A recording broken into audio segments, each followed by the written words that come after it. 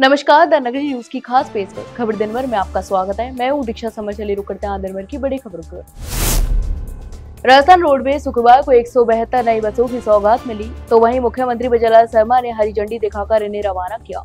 इनमें 160 एक्सप्रेस और 12 super luxury बसें भी शामिल हैं। तो वहीं हरी झंडी दिखाने से पहले सीएम अमर जवान ज्योति पहुंचे, जहां उप मुख्यमंत्री प्रेमचंद बैरवा और कई अधिकारियों ने उनका स्वागत किया। नई बसों में तकनीकी दृष्टि से आधुनिक सुविधाएं भी दी गई। ये सभी BS6 कैटेगरी की बसें हैं, जिनमें इलेक्ट्रॉनिक कंट्रोल यूनिट और आफ्टर ट्रीटमेंट सिस्टम मौजूद है, ताकि धुएं का विकास स्वच्छ रहे। यह वहीं यात्रियों की सुविधा को ध्यान में रखते हुए इनमें रूफ हैच, वेंटिलेशन सिस्टम, हर पंक्ति में मोबाइल चार्जिंग पॉइंट, महिलाओं की सुरक्षा के लिए पैनिक बटन और लोकेशन ट्रैकिंग सिस्टम भी लगाया गया है। जयपुर के काठगोदाम के लिए 2 लग्जरी बसें भी शुरू की गई हैं। इसके अलावा जयपुर दिल्ली रूट पर 7 और जयपुर जोधपुर उदयपुर रूट पर 3 लग्जरी बसें भी चलाई जाएंगी। राजस्थान विधानसभा में कोचिंग बिल को लेकर कांग्रेस और बीजेपी के बीच टकराव अब और तेज होता जा रहा है। इसकी खास बात यह रही कि इस बिल पर खुद कांग्रेस के अंदर भी मतभेद साफ नजर आने लगे हैं। तो वहीं मामला तब शुरू हुआ जब नेता प्रतिपक्ष टीकाराम जूली ने विधानसभा में कोचिंग बिल पर अपनी बात रखी। जूली के बयान के बाद कांग्रेस के वरिष्ठ नेता और पूर्व मंत्री राजेंद्र पारीक ने बिल को लेकर बिल्कुल अलग राय दी। इस पर प्रदेश अध्यक्ष गोविंद सिंह डोटासरा ने सार्वजनिक मंच से ही पारीक को फटकार लगा दी। इसके अलावा डोटासरा ने कहा कि पारीक की बात पार्टी लाइन के खिलाफ है और इस तरह का बयान सही नहीं है। उन्होंने यह भी ऐलान कर दिया कि कांग्रेस विधानसभा अध्यक्ष वासुदेव देवनानी के खिलाफ अविश्वास प्रस्ताव लाएगी। राजस्थान की डिप्टी सीएम उप मुख्यमंत्री दिया कुमारी ने शुक्रवार को उदयपुर जोन की सड़कों और भवनों से जुड़ी परियोजनाओं की गहन समीक्षा की। लगातार बारिश के कारण कई जगहों पर सड़कों को नुकसान पहुंचाया है। इस स्थिति को देखते हुए उन्होंने अधिकारियों को तुरंत कार्रवाई करने और क्षतिग्रस्त सड़कों की मरम्मत शीघ्र करवाने के निर्देश दिए। तो वहीं दिया कुमारी ने कहा कि मौसम को ध्यान में रखते हुए अधिकारियों को फील्ड में सक्रिय रहना होगा और हर परिस्थिति से निपटने के लिए तैयार भी रहना चाहिए। उन्होंने स्पष्ट निर्देश दिए कि सड़क और भवनों की गुणवत्ता पर किसी तरह का समझौता बर्दाश्त नहीं किया जाएगा। इसके अलावा ठेकेदार या संवेदक द्वारा कार्य में लापरवाही या धीमी गति भी दिखाई जाती है तो उसके खिलाफ सख्त कार्रवाई की जाएगी। रियाबड़ी उपखंड मुख्यालय सहित आसपास के ग्रामीण अंचल में शनिवार को अनंत चतुर्दशी का पर्व श्रद्धा और उत्साह के साथ मनाया गया। इस अवसर पर घर घर भगवान विष्णु की विधिवत पूजा अर्चना की गई। तो वहीं पंडित गोविंद कौर ने जानकारी देते हुए बताया कि अनंत चतुर्दशी का व्रत विशेष रूप से पुरुषों द्वारा किया जाता है। यह व्रत केवल पुरुषों के लिए योग्य माना जाता है। इस दिन भक्तजन भगवान विष्णु की पूजा अर्चना कर उनकी कृपा प्राप्त करते हैं।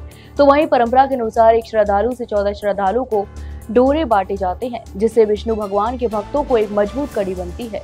दिन भर श्रद्धालु व्रत का पालन कर भगवान अनंत की आराधना में लीन रहे। हवन में आहुतियां भी दी गई और विधिवत पूजना के बाद कथा श्रवण भी कराया गया। अजमेर जिले के अराई उपखंड क्षेत्र में शुक्रवार रात से लगातार हो रही मूसलाधार बारिश ने जनजीवन को बुरी तरह प्रभावित कर दिया है।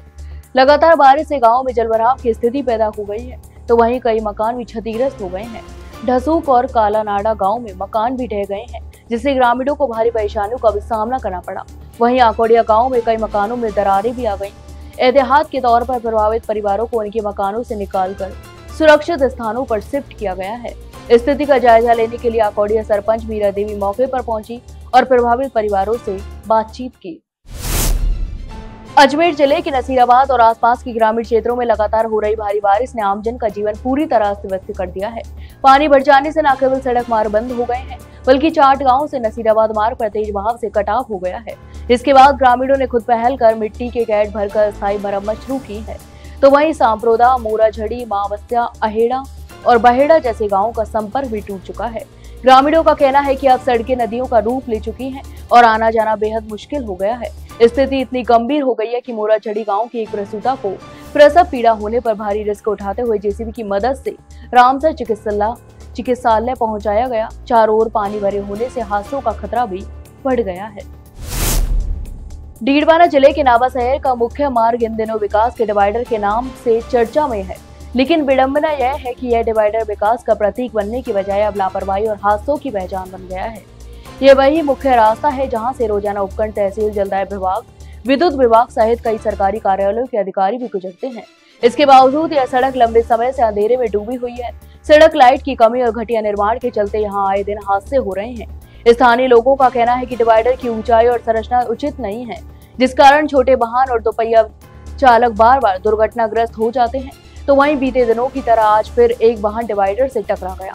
इसके अलावा शहरवासियों से मांग की है कि इस मार्ग पर रोड लाइट्स लगाई जाएं और डिवाइडर को सुरक्षित बनाया जाए ताकि हादसों को रोका जा सके।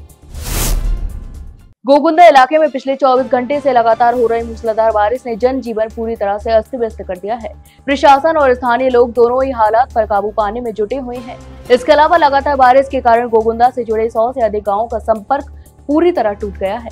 विशेष रूप से ओगड़ा, सेनवाड़ा, रावलिया और झाड़ौल मार्गों पर पानी भर जाने के यातायात भी ठप हो गया है। तो वहीं बारिश के चलते उपगंड क्षेत्र की सभी नदियां और नाले उत्तर खतरे के निशान से ऊपर बह रहे हैं। तालाब और बांध भरे हुए हैं, जबकि कस्बे की सड़कों पर तेज पानी बहने से आवागमन भी पूरी तरह बाधित हो गया है। लोग घरों से बाहर निकलने में भी कठिनाइयों का सामना कर रहे हैं। बारिश का असर किसानों पर भी गहरा पड़ा है।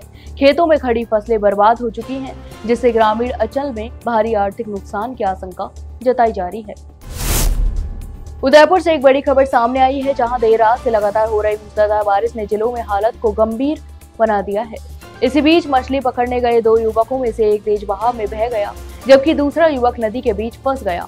उसकी तस्वीर सोशल मीडिया पर वायरल हो रही है, जिससे लोगों में चिंता और बढ़ गई है। इसके अलावा स्थानीय लोगों का कहना है कि उन्होंने प्रशासन को घटना की जानकारी पहले ही दी थी, लेकिन राहत कार्य अभी तक प्रभावी तरीके से शुरू नहीं हुआ। जलस्तर लगातार बढ़ रहा है और युवक की जान भी खतरे में बताई जा रही है। शहरवासी और आसपास के लोग तत्काल रेस्क्यू के लिए जुट गए और प्रशासन से तुरंत कार्रवाई की गुहार भी लगाई। मौके पर भीड़ लगी हुई और सभी की निगाहें युवक की सुरक्षित निकासी पर टिकी हुई हैं। डूंगरपुर जिले में विभिन्न सरकारी और विकासात्मक कार्यों की समीक्षा के लिए जिला प्रभारी मंत्री एवं जनजातीय क्षेत्रीय विकास विभाग मंत्री बाबूलाल खराड़ी डूंगरपुर पहुंचे। उन्होंने जिला परिषद के ईडीपी सभागार में जिला स्तरीय अधिकारियों के साथ बैठक आयोजित कर जिले में चल रहे आगामी अभियानों की प्रगति की समीक्षा की। इस बैठक में मंत्री खराड़ी ने जिले में हाल ही में हुई अतिवृष्टि से हुए नुकसान, फसल खराब और पशु क्षति पर विशेष ध्यान दिया। उन्होंने अधिकारियों को निर्देश दिए कि प्रभावित क्षेत्रों में जल्द से जल्द राहत और बचाव कार्य किए जाएं।